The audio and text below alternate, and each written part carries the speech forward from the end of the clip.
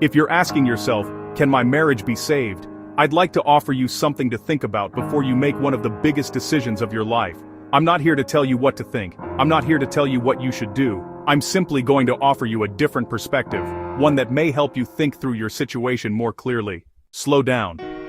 Before you decide when emotions are running high, it's easy to react. Anger, frustration, disappointment, fear. When we're overwhelmed by emotion, we're often tempted to make decisions that could affect the rest of our lives. Unless there's an immediate concern for your safety, tomorrow will often leave you with the same important decisions you have today. The difference is, tomorrow may give you something even more valuable. A clear mind. Sometimes the greatest gift you can give yourself isn't an answer, it's time to think. The first question.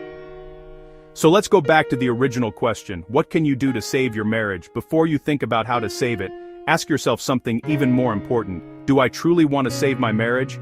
That may sound like an obvious question, but it deserves an honest answer. Are you trying to save your marriage because you still love your spouse, because you still believe in the future you once imagined together, because of your family, because of the years you've invested together, or are there other reasons influencing your thoughts? There isn't a right answer. There isn't a wrong answer, only an honest one. Remember the beginning.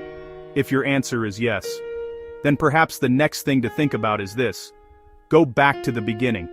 Why did you choose this person? What made you believe they were the one you wanted to build your future with?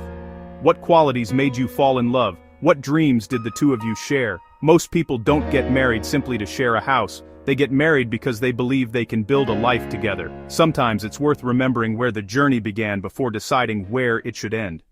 Reflect on the journey. Now think about the evolution of your relationship. How has that journey unfolded? Have the two of you been moving toward the future you once imagined, or has life gradually pulled you in different directions? Every marriage encounters obstacles, careers, financial pressures, children, health issues, stress, the demands of everyday life. Sometimes those outside pressures become so loud that they drown out the very reasons two people came together in the first place. This isn't about blaming anyone, it's about understanding the journey you've shared. Course correction. Once you've reflected on that journey, ask yourself another question. Where did things begin to change? Relationships rarely fall apart because of one single event. More often they drift apart little by little. Can you identify where that happened? And if you can, what could be done to begin correcting the course? Not perfectly, not overnight, just one step at a time. Could the two of you work together to move back toward the future you once hoped to build?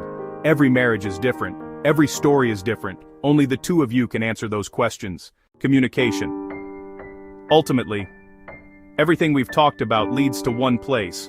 Good, honest communication. Not communication that's trying to win. Not communication that's trying to prove who's right. But communication that's focused on understanding, listening, asking thoughtful questions, being willing to hear answers that may be difficult to hear. Sometimes understanding becomes more important than winning the argument. No one can tell you whether your marriage should continue or whether it's time to let it go. That decision belongs to you.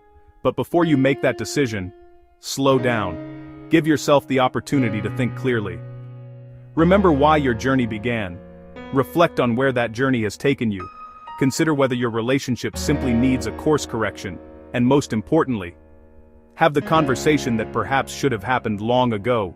Sometimes the first step toward saving a marriage isn't finding all the answers. Sometimes, it's simply creating the space for two people to honestly ask the right questions. Thank you for watching. If this conversation gave you something to think about, I'd love to hear your thoughts in the comments. And if you'd like more conversations that help you think through life's most important decisions, not by telling you what to think, but by offering perspectives worth considering, please subscribe to the Nexus Project.